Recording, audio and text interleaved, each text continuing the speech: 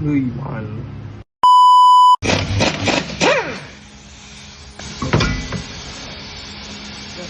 Yang ni kau boleh buat sendiri ataupun dua je kau punya tempat service center buat. Dah. Yang belakang ke depan.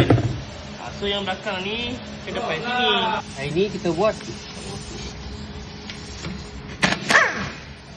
Wei, lambat jadi. Okey, bang. Sorry, bang. Sorry, bang. Ya.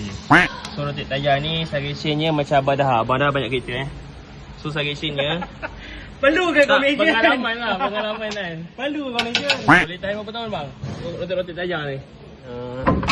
So far 60,000 boleh kan? 60,000 So tukar rotate tayar setiap 10,000.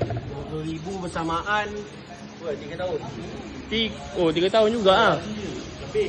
Lebih Nampak? So aku sebagai pengguna yalah kereta yang baru, aku belajar dengan lebih yang pengalaman. So setiap 10,000 rotate tayar geng.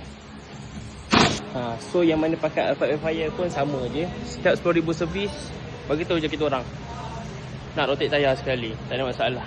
So on je buat kan. Faham? Sudah nak belanja? Kita rotate tayar. Untuk korang lah, korang tengoklah Google nak rotate silang ke, nak rotate front wheel punya style ke, rear punya style ke, janji rotate. So boleh tahan lah korang punya tayar lama sikit. Macam Abah Daha tadi dia rotate silang je. Dari belakang sana ke depan, depan ni ke belakang, sana belakang ke depan, belakang ke sana ke depan, belakang. Faham tak silang? Pangkah. Okay? Like, follow, komen dan share. Jumpa lagi next video. Assalamualaikum. Aku pun ikut saya sama. Kumpul.